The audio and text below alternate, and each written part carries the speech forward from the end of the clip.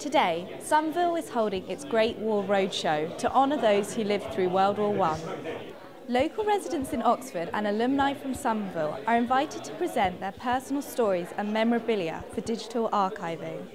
Once recorded, these objects and stories will then be added to the Europeana 1940 to 1918 archive, the People's Archive for the Great War. Historians from the university and World War One experts were all on hand to offer expertise on the different aspects of the war and to comment on items brought to the roadshow. The event also included an exhibition of Somerville in the Great War, Vera Britain and Testament of Youth, and stands from local, military and family history associations. Vera Britain, writer and pacifist, won a place at Somerville to read English just as the war broke out. At the end of her first year, she decided that her duty lay in serving her country, and she spent the remainder of the war years nursing in London, Malta and France. I think it's great that Somerville is delving into its history of its connection with the First World War, because Somerville has a great First World War history because soldiers were hospitalised here, and of course the great iconic account of a woman's experience of the First World War, Testament of Youth, is by Vera Britain, who was a student here and who left Somerville in 1915 after a year to go and nurse in London, Malta and France, and then returned to Somerville in 1919 after she had nursed in all these places and also lost the two people most important to her, her fiancé and her brother.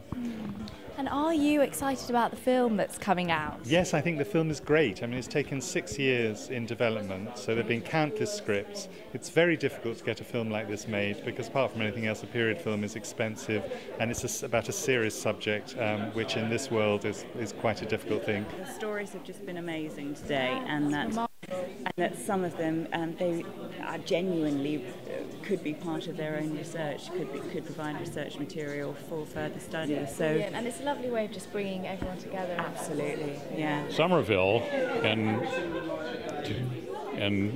1915 became a hospital. The Radcliffe Infirmary was next door, and the War Office decided that the university should be taken over as a military hospital during the duration of the war. And so the female students at Somerville, it was of course a female institution, were outhoused, taken to Oriel College, where there were an empty quad because Oriel was down to 15 male undergraduates because they were off serving. And so Somerville pretty much closed down as a college during the war, and Somerville has this unique history in relation to it because Vera Britain was here as a student in 1914. She came up in 1914 and left at the end of her first year to become a nurse. Shirley Williams is in the adjoining room. She will be speaking about her mother today. I belong to the Oxfordshire Family History Society, and I've been working as an advisor at Westgate Library in Oxford, just to help people find their ancestors. So what have you brought along today? I've brought along a photograph of a portrait of my great-uncle, my paternal grandfather's brother, who had a portrait done of him in 1914 when he was in Alsace-Lorraine, probably only a couple of weeks before war broke out, which he wasn't expecting. And he was interned in a prisoner of war camp called, a very famous one called Ruhleben. My uncle got back to Britain on the very last ambulance ship. His mother saw him very, very ill in hospital one last time, and he died of all calendrical ironies. He died on the 10th of November, not the 11th, the 10th. So he didn't even live to see the armistice. So what do you think of today? I'm very proud of this wonderful exhibition. I think the librarian and archivist, Anne Manuel and Kate O'Donnell, have done a wonderful job.